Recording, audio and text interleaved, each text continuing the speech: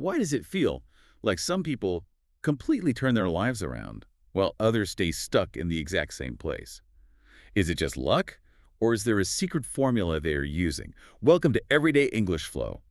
Daily English practice, natural speaking, and effortless listening flow. Yeah, it really is the ultimate question. You look around and see someone go from constantly struggling or stumbling over the most basic sentences to suddenly speaking flawless C1 level English. Right. Or, they completely overhaul their career. And it's so easy to look at that and just immediately assume they have some hidden magic or like a genetic advantage. Oh, for sure. We always think it's talent. Exactly. But the reality underneath all of that success is it's actually far more structured. And thankfully, it's far more accessible to the rest of us than we realize. Well, today we're going to learn how to completely change your life and your language skills. We are going to cover exactly 4 main pillars of transformation. So 1, breaking mental barriers. 2, the power of microhabits.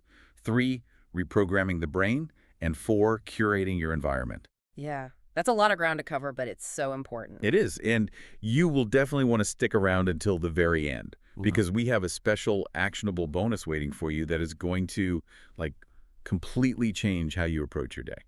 Definitely. And, to set the stage here, we are going to be acting as your ultimate information givers today. We're synthesizing a lot of cognitive psychology, behavioral science, and advanced language mechanics. Right, to give you that definitive blueprint. Exactly.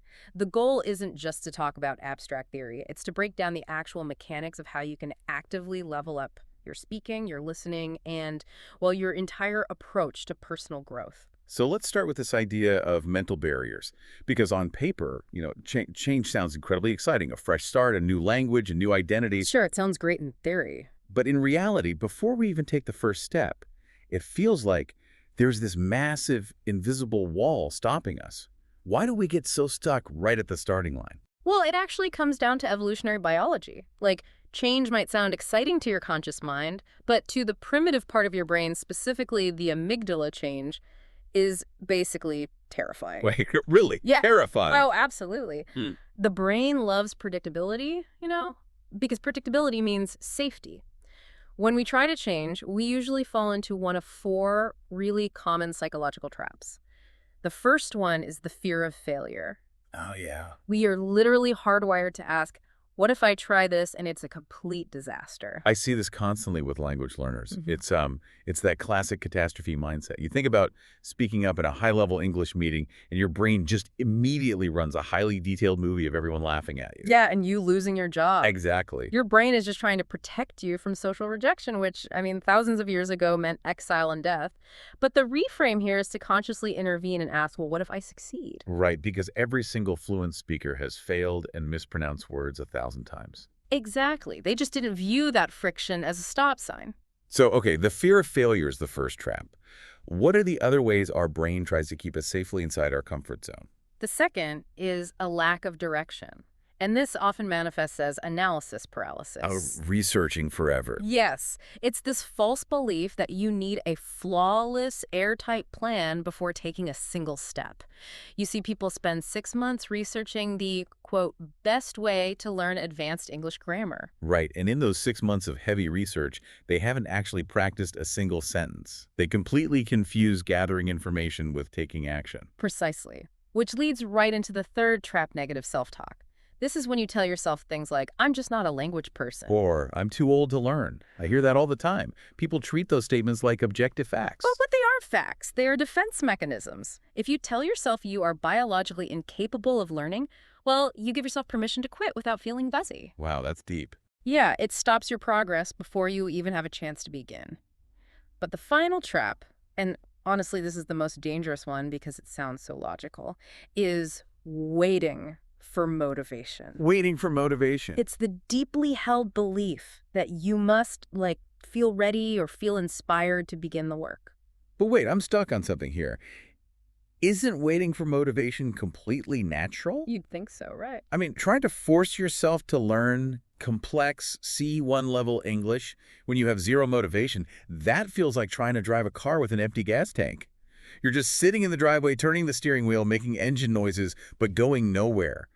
Don't you inherently need the gas first? I completely understand why it feels that way, but you actually have the psychological physics entirely backwards. What do you mean? Motivation isn't the gas that starts the car, action is the gas. Wait, really? How does that even work? Think about the dopamine feedback loop in the brain. We assume the sequence is, I feel motivated, so I take action, so I get results. Right, that's what everyone thinks. But neurological reality works in reverse. You force yourself to take a small action like studying for just 5 minutes when you really don't want to. That small action creates a tiny bit of momentum. Okay, I follow. Your brain registers a small win, it releases a hit of dopamine, and that dopamine creates the motivation to keep going. Motivation comes after action, not before. Turning the key is what actually generates the fuel. Turning the key generates the fuel. Wow, that completely flips the script.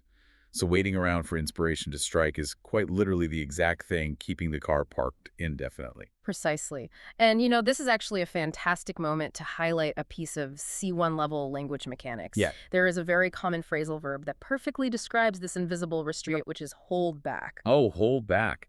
Right, because the fear or the lack of motivation is literally holding us back from the life we want. Exactly. To hold back simply means to prevent someone from doing something or, to stop them from moving forward. It implies a restraint, but often an invisible psychological one rather than a physical chain. Okay, so how would we use that in a sentence? So a clear example sentence would be, fear of making mistakes will hold you back from speaking fluent English. Fear of making mistakes will hold you back from speaking fluent English. Mm-hmm. Okay, so if we recognize that our brain is holding us back with these defense mechanisms and we can't wait for motivation, how do we get the car moving? If we don't have enough energy for massive action, what's the alternative? The alternative is a profound shift in how we view effort. We've been conditioned to believe that massive success requires massive action. But the secret to true transformation is that you don't go big. You go small. You go incredibly small. Yeah. We need to look at what behavioral scientists call the 1% rule. The 1% rule. Right. So we're talking about just tiny incremental changes. Exactly. The mathematics behind self-improvement are actually staggering. If you can manage to improve by just 1% every single day, which is an almost invisible amount of effort mathematically, you will be 37 times better by the end of 1 year. 37 times better. I mean, that isn't just a slightly upgraded version of yourself. That is a totally different reality. It really is. And it is believed and widely discussed by important figures like James Clear in Atomic Habits that our habits literally shape our identity. He points out that these microscopic changes bypass the brain's fear response. Oh, but your amygdala doesn't freak out if you commit to reading just one paragraph of English a day. Exactly. It's too small to register as a threat. But more importantly, these habits shift who you believe you are. Every time you perform an action, you are casting a vote for the type of person you want to become. Ah, so real change doesn't require these intense, overwhelming study plans that burn you out in a week. Not at all. It comes from consistent micro steps. We're talking about reading for 10 minutes, practicing English for 5 minutes daily, or just listening to a deep dive every morning. Right. Those micro steps don't feel like a heavy lift, which is why you can actually sustain them. And this actually brings us to a crucial advanced vocabulary word that explains this mathematical phenomenon perfectly. Let's look at the word compound. Oh, that's a great word. We hear it constantly in finance, like compound interest, but it applies perfectly to life skills, too. Yeah, could you explain the meaning for us? Sure. To compound means to gradually increase in value or effect over a period of time. It's when the results of your actions start building on top of previous results, creating an exponential curve rather than a flat line. That makes perfect sense. Do you have an example? Yep. Here is a perfect example sentence. Just like money in a bank account, your daily English practice will compound over time, leading to massive results. Just like money in a bank account, your daily English practice will compound over time, leading to massive results. Every single 5-minute practice session is just a tiny coin dropping into a piggy bank. That is a brilliant way to visualize it. But we have to address a harsh reality here.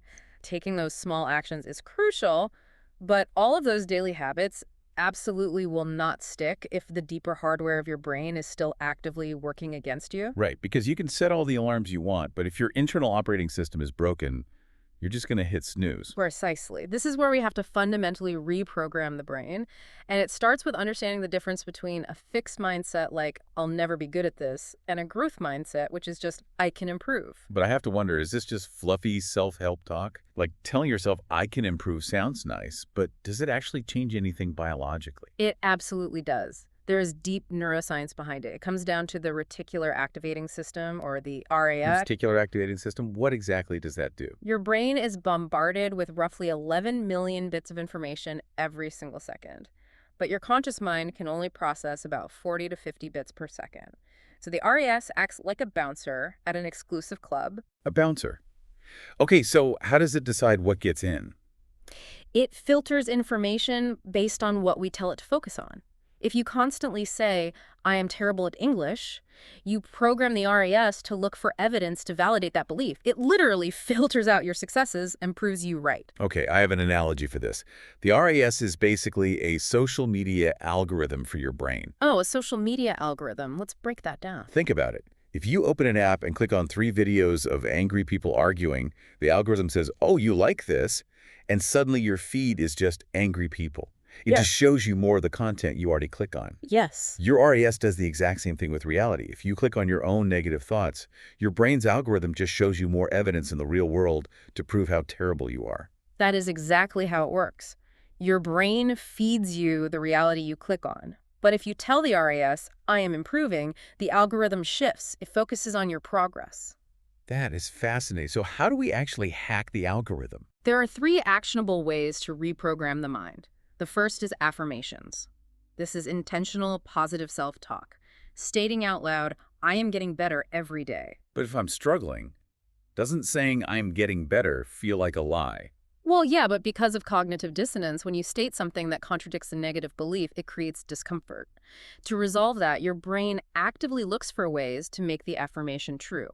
You're manually feeding the algorithm positive data. That's incredible. The second technique is visualization. So tricking the brain into believing success is possible by picturing it, like imagining a fluid conversation in English. Exactly. Brain scans show that when you vividly imagine performing an action, your motor cortex activates almost exactly the same way as when you actually do it physically. Wait, really?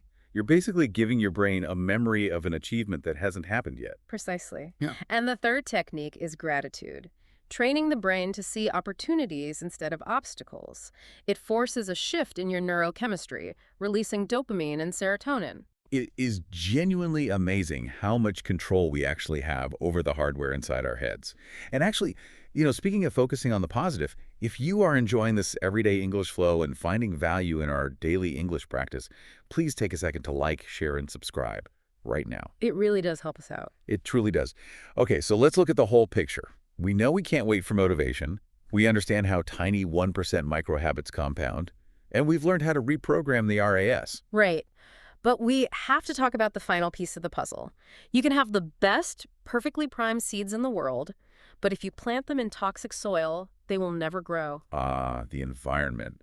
Which brings us to this deeply ingrained myth of perfect readiness. Yes. We touched on this earlier, but there is a golden rule for life transformation.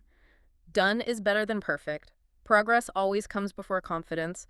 Imperfect action is always better than no action. Perfectionists, especially C1 level English learners, really struggle here. You want all the grammar rules perfectly memorized before speaking. But if you wait until you're perfectly ready, you'll be waiting in silence forever. You will. You have to be willing to make mistakes. But what makes that easier is the environment factor. There's a famous belief. You are the average of the 5 people you spend the most time with. The average of the 5 people. That's always such a sobering thought, looking around at your friends and coworkers. It is. Positivity, motivation, and habits, they just rub off on you. We have mirror neurons that subconsciously mirror the behaviors of those around us. Which perfectly sets up another great C1 language focus. Let's look at the phrasal verb rub off on. It's a fantastic, very natural phrasal verb. Could you explain it nicely in simple language? Of course, rub off on means to acquire a characteristic or quality from someone through close association. Think of leaning against a freshly painted wall. The wet paint rubs off on your jacket. That's a great visual. What's the example sentence? Here it is. If you surround yourself with highly motivated English speakers, their confidence will eventually rub off on you. If you surround yourself with highly motivated English speakers, their confidence will eventually rub off on you. Okay, but I have a practical question. What if you can't easily change the physical people around you, like your coworkers? You can't just fire them. That's true. If you cannot change your physical environment, you have to substitute physical proximity with digital immersion. No. You curate your environment artificially. Digital immersion, how does that work? You intentionally reduce exposure to negativity like complainers or endless bad news.